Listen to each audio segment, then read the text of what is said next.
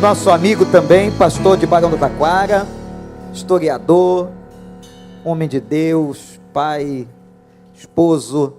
Depois ele vai apresentar a companhia que está com ele. Uma alegria ter você aqui de novo.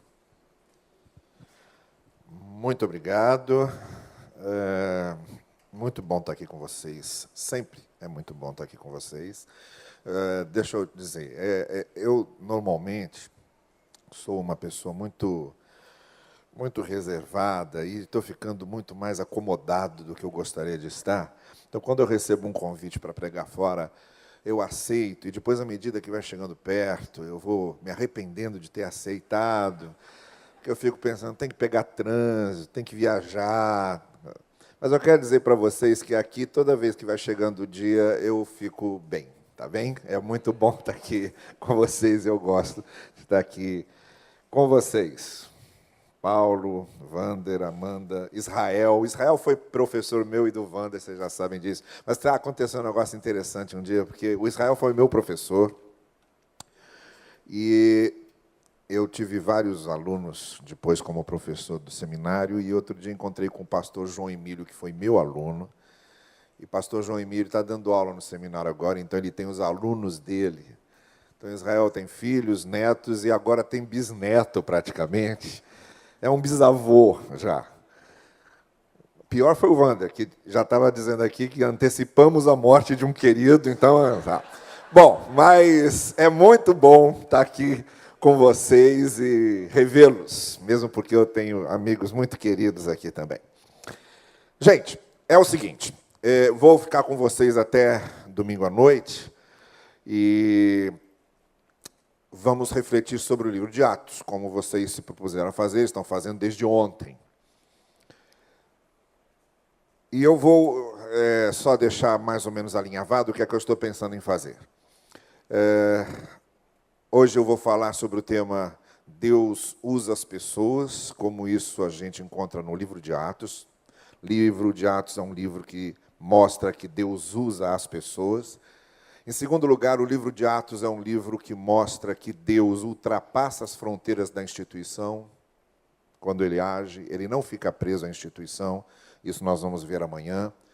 Em terceiro lugar, o livro de Atos é um livro que mostra que a igreja depende do poder do Espírito Santo para fazer a sua obra.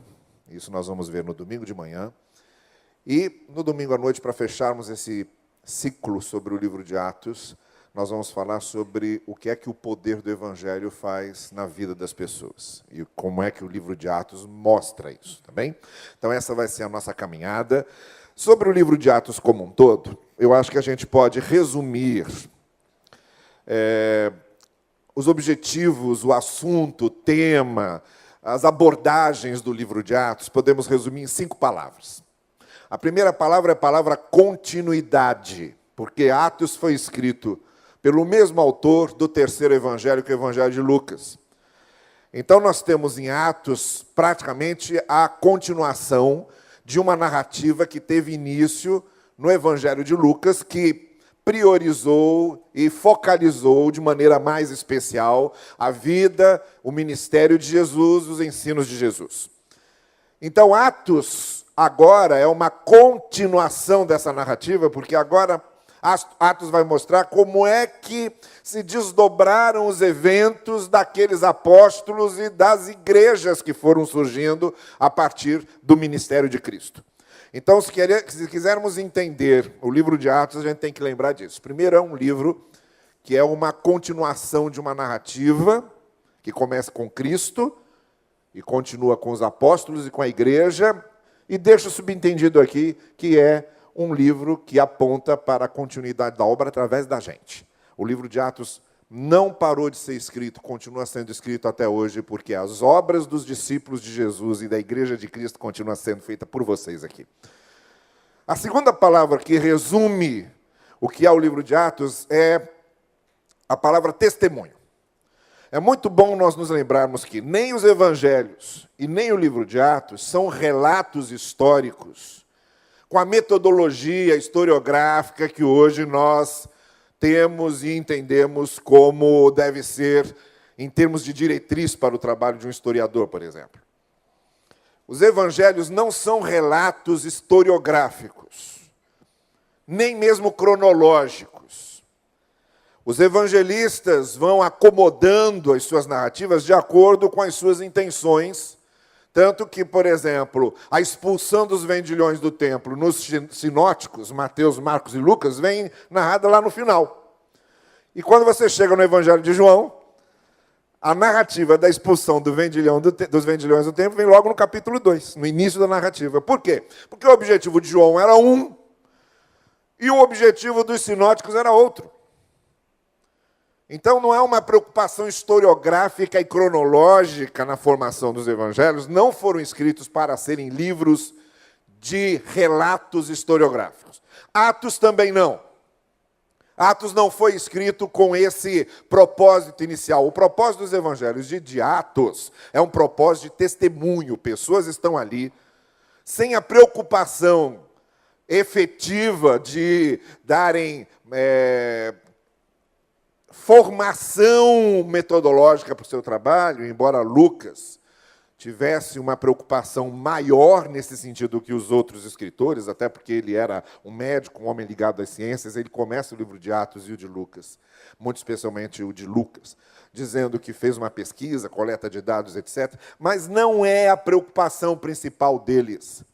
A preocupação principal desses autores é dar um testemunho. Qual testemunho? O de que o Senhor Jesus Cristo veio para instalar o reino de Deus em nossos corações. Então, é um livro de continuidade, é um livro de testemunho. A terceira palavra que resume o livro de Atos é a palavra confronto. O livro de Atos mostra o confronto daqueles que têm Cristo, que vivem num mundo sem Cristo. Como o pastor Israel fez referência aqui na palavra dele, esse confronto constante que temos com valores que não são nossos. No livro de Atos, a igreja tem confronto com as autoridades governamentais. No livro de Atos, a igreja tem confronto com os poderes malignos. No livro de Atos, a igreja tem um confronto com falsos cristãos e falsos líderes. Então você encontra esses confrontos narrados no livro de Atos, porque a igreja está sempre, sim, diante da necessidade de se confrontar com valores que não são seus, ou com valores de um mundo sem Cristo. Continuidade, testemunho, confronto. A quarta palavra é a palavra missão. O livro de Atos foi escrito para mostrar qual é a missão da igreja. Foi escrito para mostrar o que a igreja precisa fazer. Isto é, levar o evangelho, mas não só levar o evangelho. Está disposta a pagar o preço para levar o evangelho. Porque viver o evangelho, levar o evangelho, às vezes exige de nós um preço, um sacrifício, renúncias. E foi exatamente o que aconteceu ali. Nós temos várias mortes no livro de Atos. A morte de Estevão, a morte de Tiago, a quase morte de Pedro e a morte não narrada depois de Paulo, que foi morto pouco depois do tempo em que o livro de Atos está focalizando. Pessoas que estavam dispostas a pagar o preço para defenderem sua fé e proclamarem sua fé. Então o livro de Atos nos diz com todas as letras: esse negócio de ser crente não é um jardim da infância. Esse negócio de ser crente não é um parque de diversões. Esse negócio de seguir a Cristo não é uma brincadeira. Eu ia dizer, não é um recreio, mas aqui no caso não cairia bem. Esse negócio de ser discípulo de Cristo exige um preço. E o livro de Atos nos faz essa pergunta entre linhas: estamos dispostos a pagar o preço? Ou como Cristo perguntou aos seus discípulos, vocês estão dispostos a beber o cálice que eu vou beber? Continuidade, testemunho, confronto, missão. E a última palavra que resume o livro de Atos é a palavra motivação. Porque o livro de Atos termina, como vai lembrar um comentário que a gente usava muito no seminário, que é o comentário de Frank Stagg. O livro de Atos termina com uma afirmação, que é um advérbio no grego. O evangelho era pregado desimpedidamente, ou sem impedimento nenhum, como dizem as versões mais modernas. Isto é, Paulo estava preso, numa casa, vigiado por soldados romanos, sem liberdade de sair de lá, mas a palavra continuava sendo pregada. Imaginem vocês a quantidade de soldados romanos que ouviram a pregação da palavra, fazendo a sentinela de Paulo ali, daqueles 2 anos que ele ficou preso naquela casa. Se a gente conhece bem Paulo, a gente já pode imaginar que nenhum guarda romano passou por ali sem ouvir o testemunho do Evangelho. O pregador estava preso, mas ninguém prendia a palavra. O pregador pode ser preso, as igrejas podem ser fechadas, as Bíblias podem ser queimadas, mas ninguém tem o poder de prender a palavra de Deus. Essa é a maior motivação que nós temos. A obra vai continuar sendo realizada. Então é isso. Continuidade, testemunho, confronto, missão, motivação. Nessas 5 palavras você tem aí um resumo do sentido, do significado, do propósito do livro de Atos para a igreja de hoje.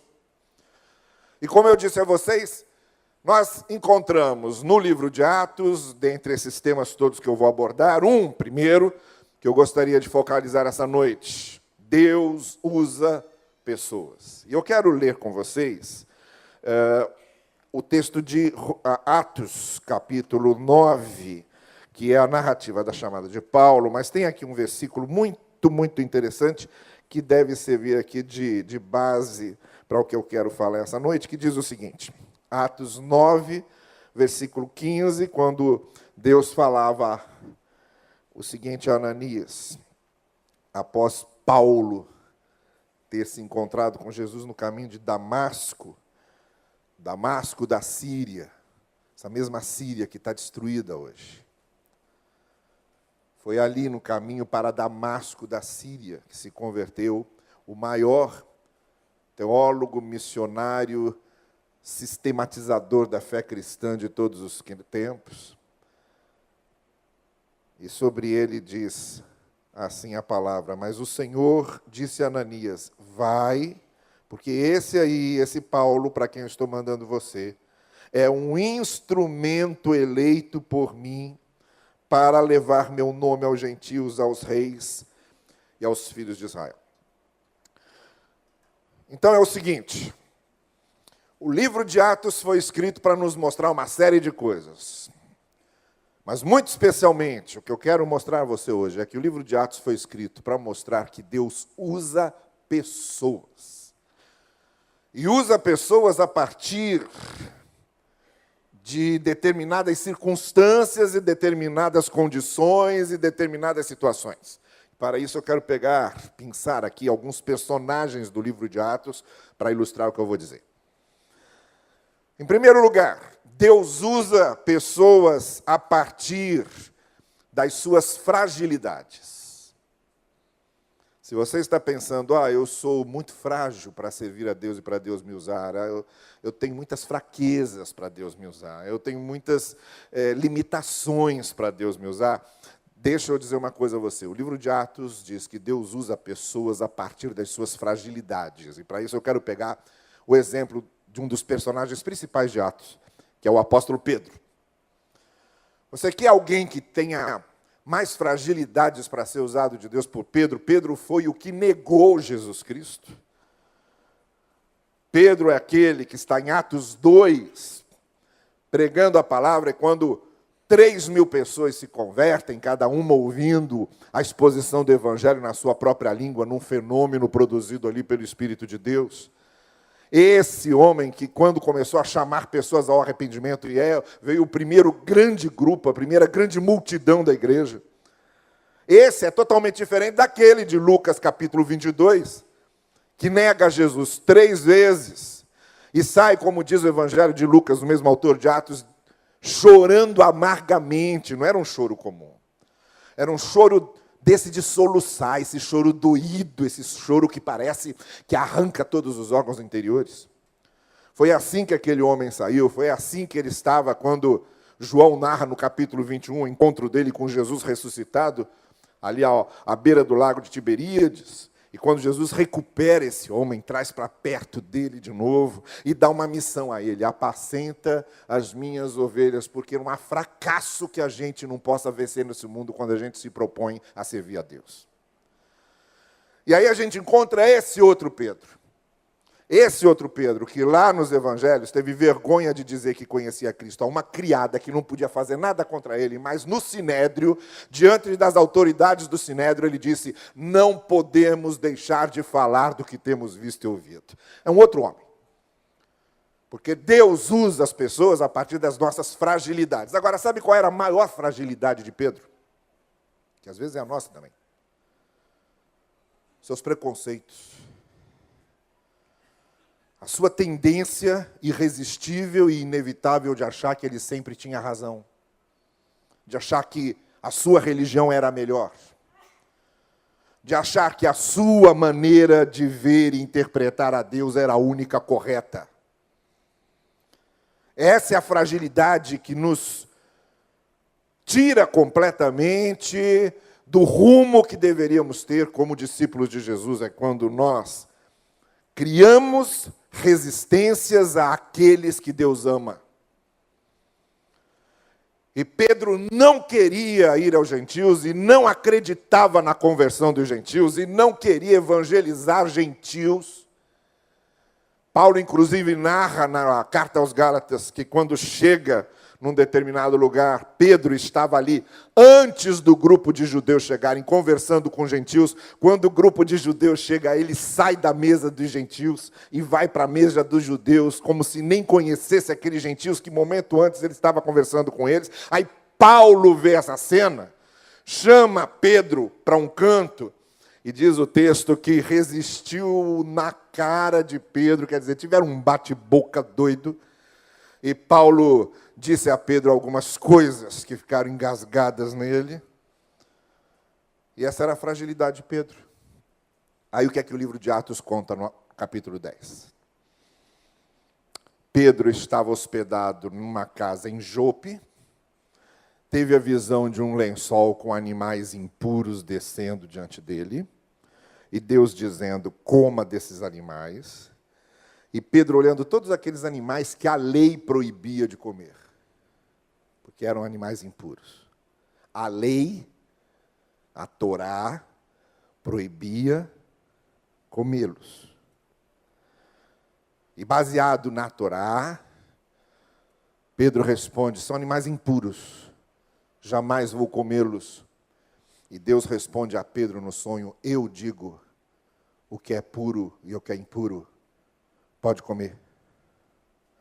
E aí ele acorda desse sonho no momento exato que um oficial romano, Cornélio, que estava sendo incomodado pelo Espírito de Deus, que era um homem bom, que orava, dava esmolas, mas não conhecia o Evangelho nem a Cristo, mandou um funcionário lá chamar Pedro, como também sonhando, Deus ordenou a ele que fizesse.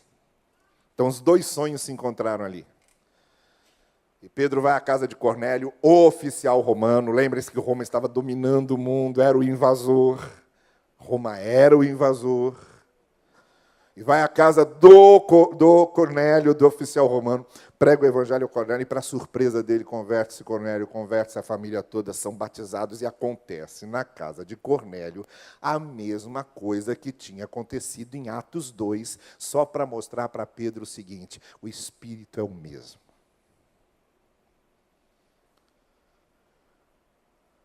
Começaram a falar em línguas exatamente como aconteceu em Atos 2. O Espírito é o mesmo. Aí Pedro quebrou as resistências dele. Agora vamos notar o seguinte: foi em Jope que ele teve esse sonho. Foi em Jope que Pedro sonhou com os animais impuros. Sabe o que aconteceu em Jope séculos antes?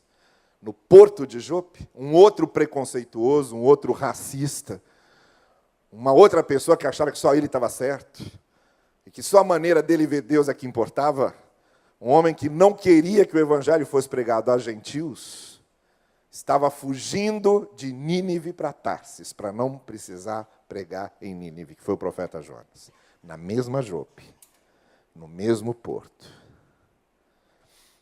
Então, o que eu quero dizer para você essa noite é que Deus usa pessoas a partir das nossas fragilidades.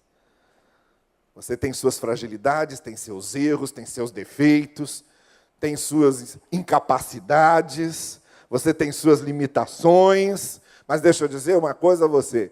Deus vai usar você porque Deus vai trabalhar as suas fragilidades para transformar você num instrumento abençoado para o seu reino. Em segundo lugar, Deus usa pessoas a partir do seu histórico. Aliás, Deus aproveita o histórico das pessoas para poder usá-las melhor. A gente vira as páginas da nossa vida, vejam, eu sempre disse para as minhas filhas, cuidado com o que vocês escrevem nas páginas da vida de vocês, porque a gente não arranca as páginas da nossa vida, no máximo a gente vira. E quando a gente começa a escrever uma página nova, é bom ter virado muito bem a antiga, mas no máximo a gente vira. Ninguém arranca páginas da vida, elas continuam lá no nosso livro, escritas, fazendo parte da nossa história. Mas teve uma pessoa que tinha um histórico e que Deus usou o histórico daquela pessoa para usá-la poderosamente, que é o segundo personagem mais importante de Atos, junto com Pedro, que é o apóstolo Paulo.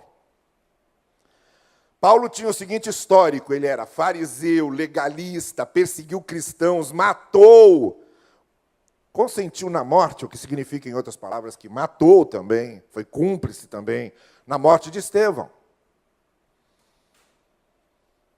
Uma pessoa com esse histórico, você ia olhar para ela, em algum momento na sua vida, você ia dizer, esse aí vai ser o maior pregador que a fé cristã já conheceu?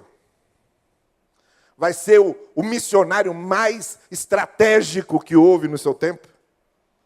Vai ser o teólogo que melhor sistematizou a ideia da graça e da salvação e da justificação pela fé? Nunca, você jamais diria isso. Talvez você olhasse para ele e dizia, esse aí não tem jeito. Mas teve. Não existe pessoa que não tenha jeito para Deus. Deixa eu dizer uma coisa para você que é pai, que é mãe, está preocupada com seu filho, está preocupado com seu filho que está afastado da igreja, está longe do evangelho. Você não gerou filhos para as trevas, você gerou filho para a luz. E se a semente do evangelho plantada no coração dele, isso vai germinar uma hora. Continue orando. Não tem gente impossível de Deus alcançar, porque mais impossível que Paulo não havia ninguém. Mas alcançou. E aquele que era perseguidor se tornou perseguido. E aí Deus aproveita o histórico de Paulo, porque vejam só, Paulo só foi o que foi porque tinha sido o que tinha sido, entende? Justamente para tentar contrabalançar a história da sua vida, a cabeça de Paulo funcionava assim, se eu perseguir cristãos, eu vou ter que compensar isso pregando muito o evangelho. Se eu fui tão legalista, eu vou ter que compensar isso falando muito sobre a graça. Se eu fui tão apegado à instituição religiosa, eu vou ter que ensinar esse pessoal que o Espírito de Deus transcende as fronteiras institucionais. E aí ele se tornou apóstolo dos gentios. Comprou uma briga grande, imensa, a gente vai ver melhor isso amanhã, mas se tornou apóstolo dos gentios. Porque Deus usou o seu histórico. Aquela mesma fome de defender a verdade, agora era usada para defender o evangelho. Aquele mesmo desejo de servir a Deus com o cumprimento da lei, se transformou no desejo de servir a Deus com a vida pela graça.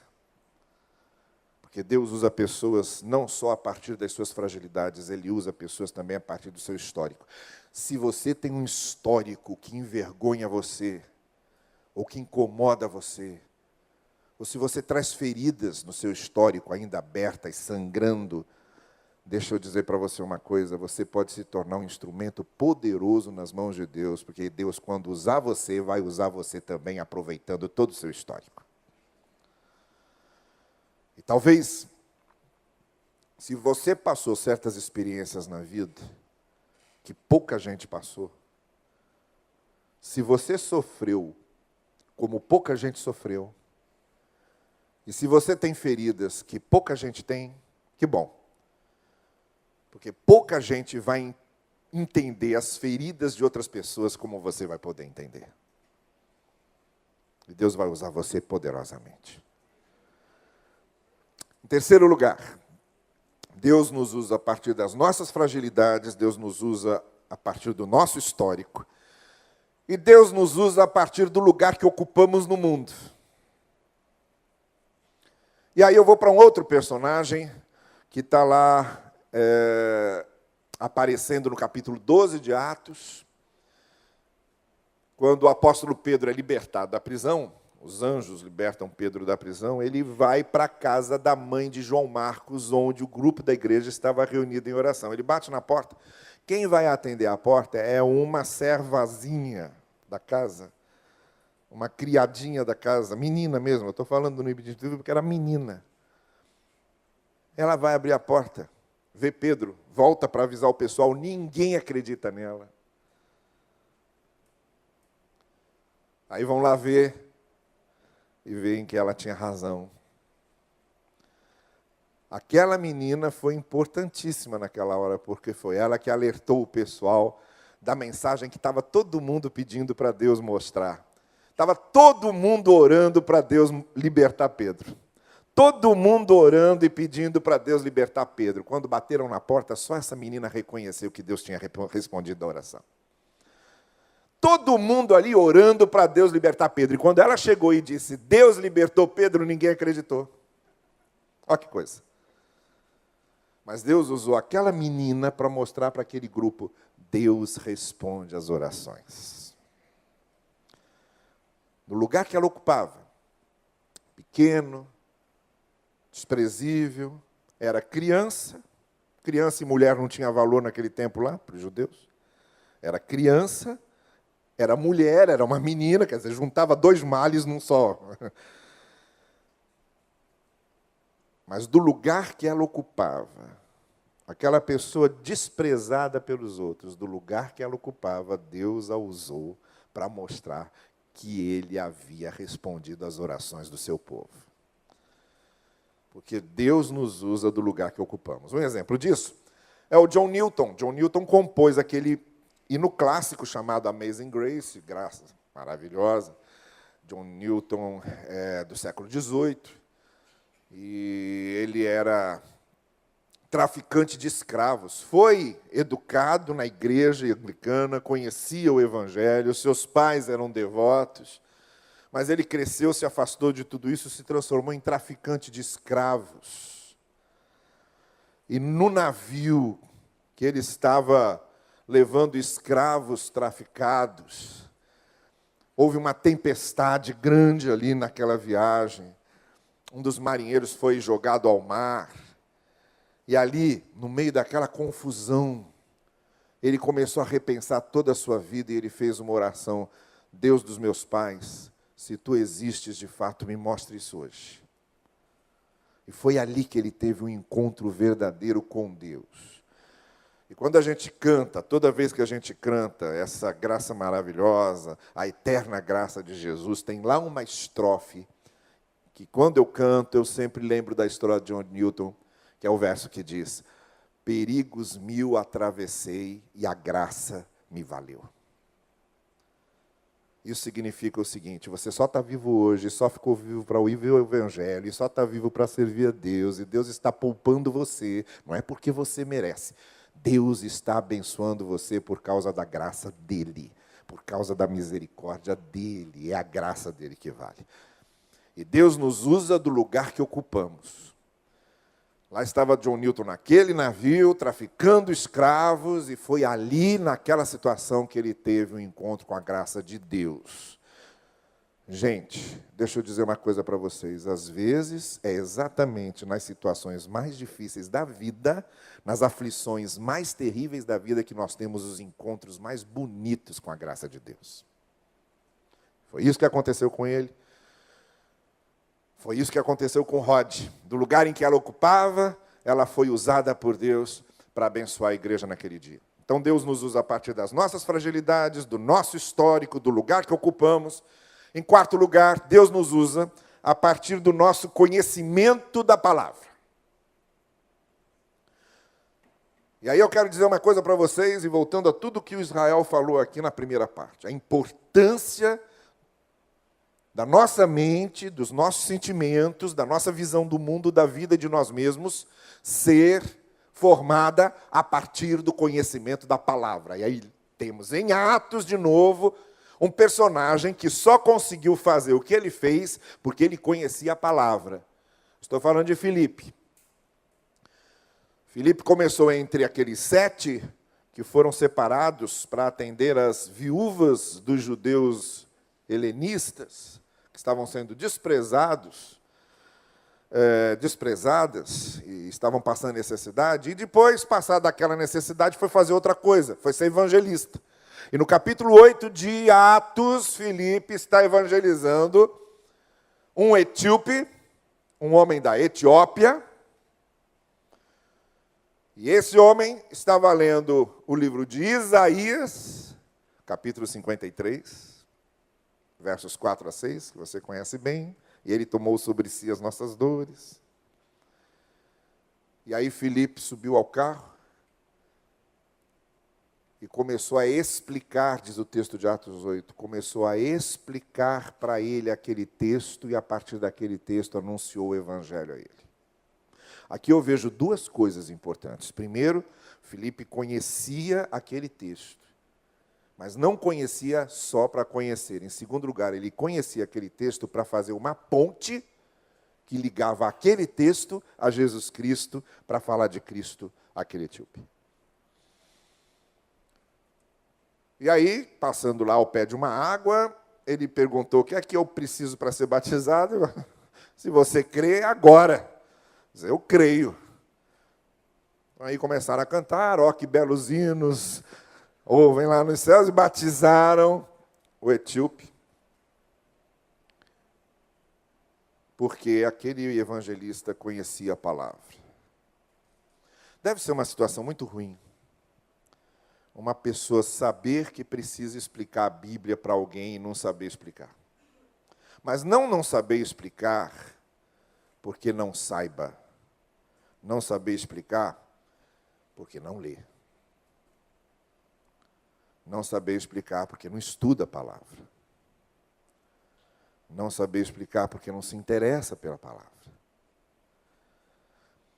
Deus nos usa muito mais poderosamente quando nós conhecemos a palavra, porque em algum momento vai haver alguém do seu lado que vai precisar que você cite um texto da palavra que conforte, que alente, que encoraje, e você só vai poder citar esse texto se conhece a palavra. Se não conhece a palavra, aquela pessoa vai passar por você sem ser abençoada por aquilo que você podia fazer para abençoá-la. Então, resumo da ópera: precisamos conhecer cada vez mais a palavra. Senão a gente cai naquela situação do camarada que alguém perguntou para ele: o que é que você crê? E ele respondeu: eu creio no que a minha igreja crê. Aí perguntou: e o que é que a sua igreja crê? A minha igreja crê no que eu creio. Então, não ia a lugar nenhum. Você precisa conhecer a palavra. Então, Deus usa as pessoas a partir das suas fragilidades, Deus usa as pessoas a partir do seu histórico, Deus usa as pessoas a partir do lugar que ocupam, Deus usa pessoas a partir do conhecimento da palavra. E para a gente encerrar, Deus usa as pessoas a partir da transformação do seu caráter. Caráteres transformados pelo poder de Deus se tornam em instrumentos tremendamente abençoadores para outras pessoas. De um poder de testemunho irresistível. Hoje, nós não precisamos de políticos apenas, nós precisamos de políticos que tenham caráter. As empresas precisam de empresários que tenham caráter. As firmas precisam de funcionários que tenham caráter. Eu chego a dizer que as nossas igrejas precisam também de pessoas que tenham caráter. Porque não basta ser membro de uma igreja. Para ser discípulo de Cristo é preciso ter tido o caráter transformado por Ele. E o personagem que eu quero citar aqui é Barnabé. Olha, Barnabé tem um histórico interessantíssimo no livro de Atos. Ele aparece salpicando, em vários textos salpicados do livro de Atos. Olha, ele é aquele que leva parte dos seus bens e coloca aos pés dos apóstolos, como oferta para a igreja numa hora de necessidade. Ele é aquele que vai até Antioquia para observar o que estava acontecendo ali e trazer um relatório para a igreja de Jerusalém. Ele podia ter estragado tudo, dependendo do relatório que ele fizesse. Ele é aquele que, quando os discípulos, os apóstolos, não estavam acreditando na conversão de Paulo, ele bota a mão no fogo por Paulo e ele convence os apóstolos que Paulo havia se convertido. É a pessoa que, quando João Marcos não é aceito por Paulo para continuar uma viagem missionária por causa de uma falha que ele tinha tido no passado, Barnabé acreditava que as pessoas precisam de uma segunda chance. E foi suporte de João Marcos naquele momento. Teve até um confronto com Paulo. Eu imagino Barnabé dizendo para Paulo: rapaz, nenhum apóstolo acreditava que você tinha se convertido.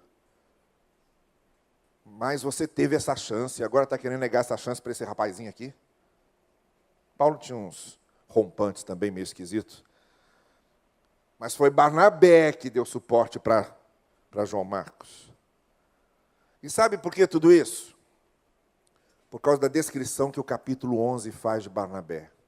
Atos capítulo 11, no versículo 24, diz que Barnabé era um homem de caráter, de fé e cheio do Espírito. E esse homem de caráter e cheio do Espírito, Deus usou poderosamente durante todo o livro de Atos. Ele não aparece uma vez, ele aparece várias. Ele atravessa o livro de Atos sendo usado por Deus. Então, deixa eu concluir dizendo o seguinte. Deus usa pessoas. Estão entendendo bem? Ele não usa essas cadeiras. Ele não usa esses refletores. Ele não usa essas paredes. Ele não usa esse púlpito. Ele não usa esse prédio. Tudo isso só faz sentido porque vocês estão aqui. Porque Deus usa pessoas. Deus usa pessoas. E as coisas começam a valer por causa das pessoas que estão atrás dela. Você bota aqui alguém para tocar esse teclado, e ele começa a tocar aqui um cântico da noite que você se converteu.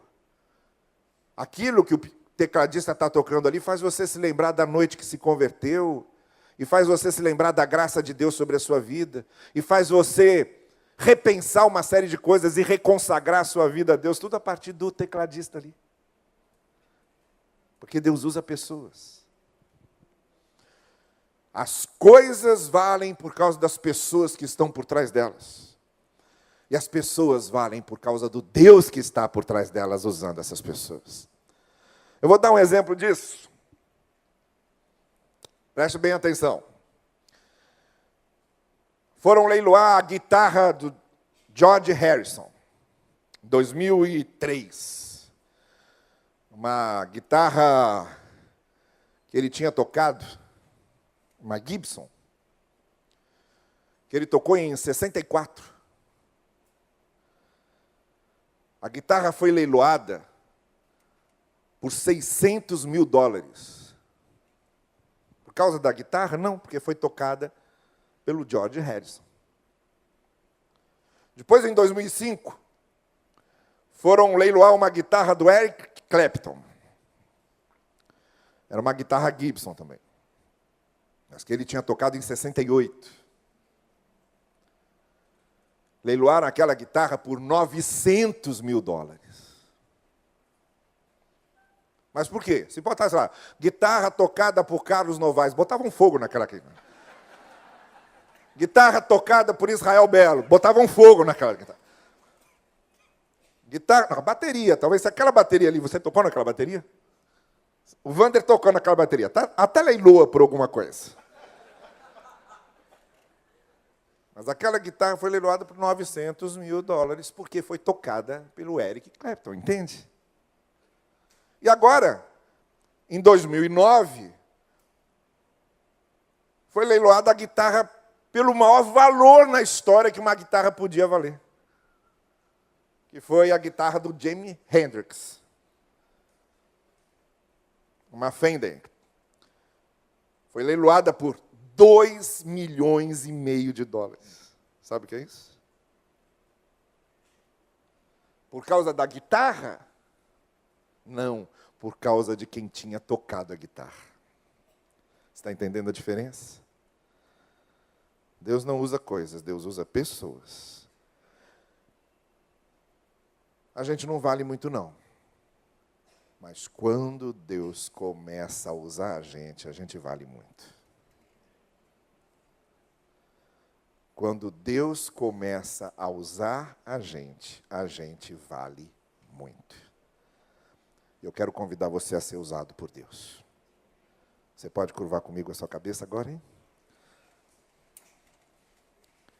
Eu quero chamar você essa noite, no final desse culto, no momento em que a gente está encerrando aqui a nossa reflexão, depois da palavra do Israel falando sobre os valores que a gente enfrenta aqui, precisa confrontar com o Evangelho do Senhor Jesus Cristo. Nós, pessoas usadas por Deus, para confrontarmos esses valores. E agora, com o livro de Atos nos mostrando como é que Deus usa as pessoas, eu quero convidar você essa noite a dizer: Senhor, eu estou disponível, eu quero ser usado por Ti. Eu quero ser usado para abençoar minha família, usado para abençoar o lugar que eu trabalho. O lugar que você trabalha está ruim, o ambiente está ruim. O que é que você está fazendo lá? Você é luz do Evangelho lá. Deus pode usar você para mudar tudo aquilo.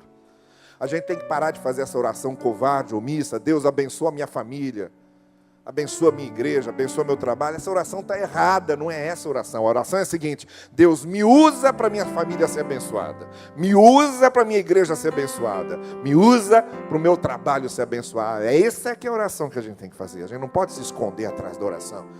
Tem que se colocar diante de Deus: Senhor, me usa. E Deus vai usar. A partir das suas fragilidades, do seu histórico, do lugar que você ocupa, do conhecimento da palavra, a partir do seu caráter transformado, Deus vai usar você.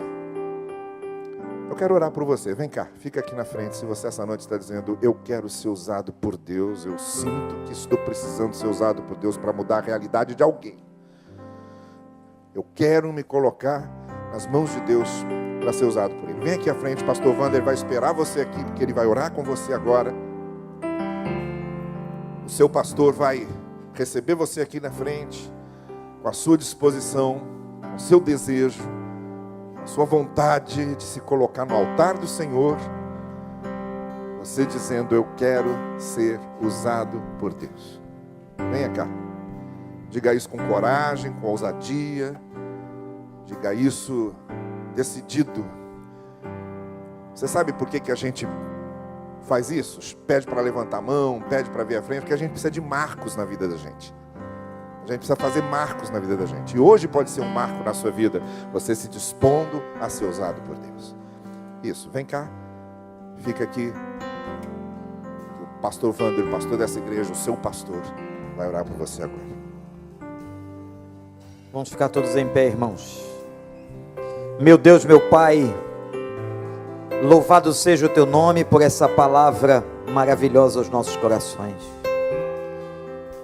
Pelas palavras dos Teus servos, Senhor, que foram usados pelo Senhor, e usados de maneira maravilhosa, poderosa, para falar as necessidades de cada um de nós, a começar por mim. Meu Pai, nós estamos aqui à frente, dizendo neste momento que nós queremos ser usados por Ti, onde o Senhor nos plantou, no lugar onde estamos, Senhor, no lugar onde o Senhor nos tem colocado. que o Senhor possa usar as nossas vidas, a partir do nosso caráter, dos nossos dons e talentos, da nossa disponibilidade em te servir. Ó Deus, abençoa cada irmão e cada irmã que tomou essa decisão essa noite, que seja um verdadeiro marco na sua vida, e que Jesus Cristo possa reinar e brilhar em nós e através de nós. Nós consagramos a nossa vida a Ti, Senhor, e a partir dessas palavras que ouvimos hoje, ajuda-nos a amarmos a Tua palavra, um tesouro insondável, profundo, maravilhoso, que o Senhor colocou diante de nós em nossas mãos. Pai, nos dê amor pela Bíblia, pela palavra revelada, e ajuda-nos, Senhor, para que possamos ser usados, para que possamos viver a ética do reino. Nós te suplicamos, pedimos perdão pelas falhas e os erros que cometemos, e confiamos na tua graça, na graça do nosso Senhor e Salvador, Jesus Cristo. Amém. Amém.